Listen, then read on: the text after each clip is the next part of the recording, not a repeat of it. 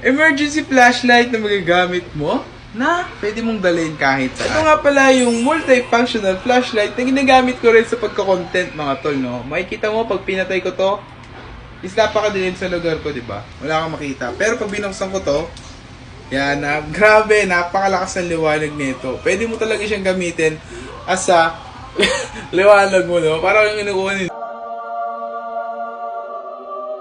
So ayun mga tol, no, nandito tayo sa terrace namin at papakita ko sa inyo kung gaano ba kalakas ang flashlight na to at gaano ba kalayo ang nararating. So ito mga tol, no, ganito kalakas itong multifunctional flashlight natin, no. Kung naghahanap ka sa dilim, no, makikita mo talaga dahil ganun kalakas tong ating flashlight. At kung makikita mo naman mga tol, no, itututok natin dun sa labas, no, kung gaano ba kalayo, no. Kung makikita mo, tanaw na tanaw yung kabilang bahay, no? Talaga naman, no?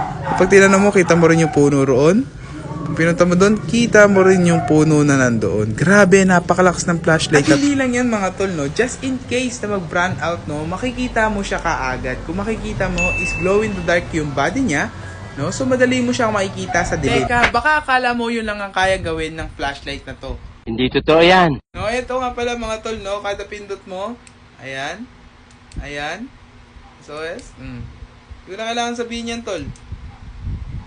Oh. Wala. Oh, UV light mga tol.